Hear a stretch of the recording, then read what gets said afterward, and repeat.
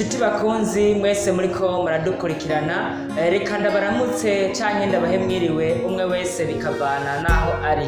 Kuri rigenekerezo rya 31 Rusama umwaka w'2020 nezereje kandi no kugira ngo dusubire kwigira hamwe ivyigwa vya Bibiliya biciye mu ndongozi y'abakuze. Kuri uyu munsi wa mbere tugiye kurabira hamwe icigwa kitubwira ngo umwami Dawidi n'umuhungu wiwe Salomo hamwe n'ubwami bwabo bombi. Reka rero imbere yuko dufata umwanya wo kurabira hamwe amajambo y'iki cigwa, mu nkundire duce bugufi maze dusenge Imana. Mana nziza, kibirengeye kizima, data wo mwijuru, izina ryawe ryubahwe. Tugushimiye gose uburinzi bwawe, ukuntu twitwararika tutabikwiye, ukatugirira neza, ukaduha kubaho kuko ubona ko vy'ukuri turi abana bawe. Ndakwinginze ngo ubwo tugiye kwigira hamwe ntihagire igituma aya majambo yoca mu gutwi ngahungurukira mu kundi, ahubwo turakwinginze ngo abe inzigama, tuyabike tuyanovore, maze adufashe mu vy'agakiza kacu. Tubigusavye tutagutegetse mu izina rya Yesu Kristo, amen. Nkuko rero nari mpejije kubabwira, muri kumwe na Antoine Niyibitanga, nkabangiye rero kubabwira incamake y'icigwa cyo kuri uyu munsi wa mbere kwigenekerezo rya 31 Rusama umwaka w'2020.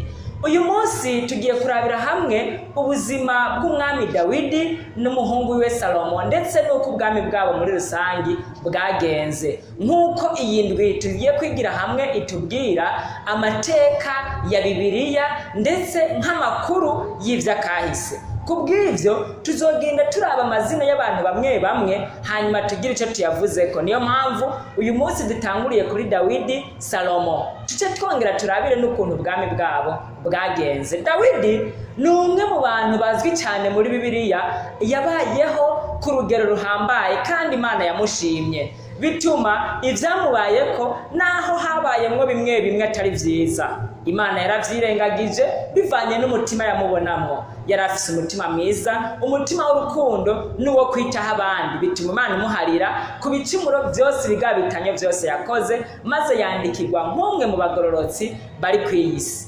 Hari ibibazo vyinshi rero umuntu ashobora kwibaza ati none vy'ukuri hamwe Dawidi iyo ataza kubaho, Yerusalemu yari kuvugwa?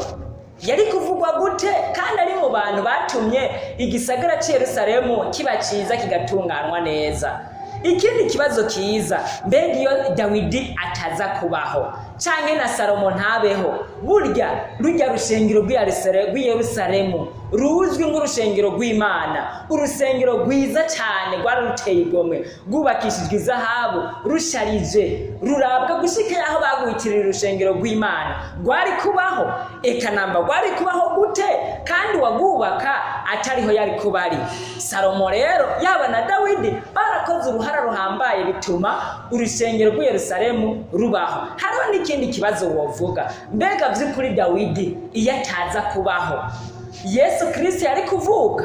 Ko Bibiliya itubwira ko Mesiya yari kuvukira mu ruvyaro rwa Dawidi, nukubera yuko ryari isezerano, vyari ngombwa ko Dawidi abaho maze Mesiya akabona kuvukira mu muryango wa Dawidi. Niyo mpamvu rero ubwami bwa Dawidi n'ubwami bwa Salomo bwafashe nk'ubwami bw'izahabu. Iki ni ikintu gihambaye, ni ibintu n'abantu bake bashoboye kuba barongozi, hanyuma mu kurongora kwabo bigafatwa nk'ikintu gihambaye mw'isi. N'ubu bwami bwabo rero bwafashwe nk'ubwami bw'izahabu. Ellen White avuga gute?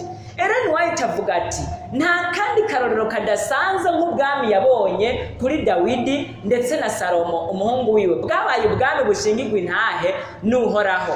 Ni vyiza rero vyagenze gute? Igihe kimwe Abisirayeli bari mu kangaratete, bihebuye cyane, nk'uko bisomwa mu gitabo ca mbere ca Samweli igice cyose ca 17. Ico gihe Abisirayeli barongowe n'umwami wabo Sawuli, ndetse n'umuhungu wa Sawuli niho yari, ndetse n'abakuru ba Dawidi bavukana mu nda, abahungu bakuru biwe bari bagiye ku rugamba. ariko kandi icyo gihe barashinyaguwe bihagije, bashinyagurwa n'umuntu umwe yigira agahambaye imbere y'Imana, kandi muzi ko inkomezi z'umuntu ari impfagusa. Ariko kandi byarashitse uwo muntu arasuzugura ubwoko bw'Imana by'ukuri. Umunyegati, umugabo witwa Goliyati, atangura kwihaya yikubita mu gikiriza avuga ati uwanshobora niwo yokwandikisha, hanyuma ngo akabona gusuzugura ubwoko bw'abaki bw'Abafilisitiya.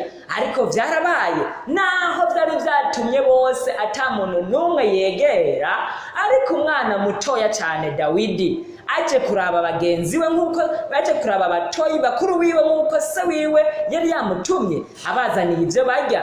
Ariko kandi byatumye akora misiyo zibiri. Dawidi yiyemeza kuza kwica Goliyati, kandi byarakunze akoresheje amabuye. Ibuye ararimuteraga, Goliyati agwa hasi, maze azana imbuga itaramuhohosha, umutwe wiwe arawukeba awushyira umwami akora ibihambaye kuri Dawidi. Kuva icyo gihe Isirayeli iba rurangiranwa mu isi. Aricyo gituma ariko kunesha kwa mbere kwabonetse ku bana b'Imana. Ibyo rero ni bimwe mu mateka Bibiliya igenda irandika yerekana nk'akahise, ariko kandi karurangiranwa mu buzima bwacu twebwe uno munsi. Gucumura kwa Dawidi kwabaye intambara ihambaye kuri benshi, ariko kandi kubera kwiyorosha kwiwe Dawidi yarihanye, urukundo rwiwe rugaragara mu bantu benshi, bica bituma n'Imana imuharira. Ndasaba umuntu uwo ari we wese ngaha yogira ingorane hanyuma akava mu Mana yikubita agashi, hanyuma agira urukundo rumutume kwegera Imana, asaba imbabazi, maze gutyo amaze gusaba imbabazi Imana yiteguye kumuharira ibone kumwakira mu bwami bwayo. Mwari kumwe na Antoine Niyibitanga, ndabashimiye cyane kuba mwaneze amatwi. Twariko twumviriza iyi ndongozi yo kwiga Bibiliya y'abakuze muri iki kigwa cya mbere cyatwereka Dawidi, Salomo ndetse n'ubwami bwabo. Rero reka nshimire uwo wese yadukurikiranye, nongera ndabasaba kugira ngo imbere yuko dutandukana dusenga Imana. Data mwiza kiburengeye kizima, turagushimiye cyane uburyo wabanye natwe, wadukoresheje bituma ubu bwami bwawe bushika kuri benshi, n'amajambo yawe aja kuri benshi. Niyo mpamvu ndakwinginze ngo uyu munsi by'ukuri uduhe ihinduka ridasanzwe, nk'uko Dawidi yabaye rurangiranwa, natwe uduhaye amateka nk'aya tube rurangiranwa, maze tuze tukwitegurire by'ukuri tuzokubone, maze tugusanganire ku bicu tudatsinzwe n'urubanza. Bana natwe utwigishe mu izina rya Yesu Kristo, amen.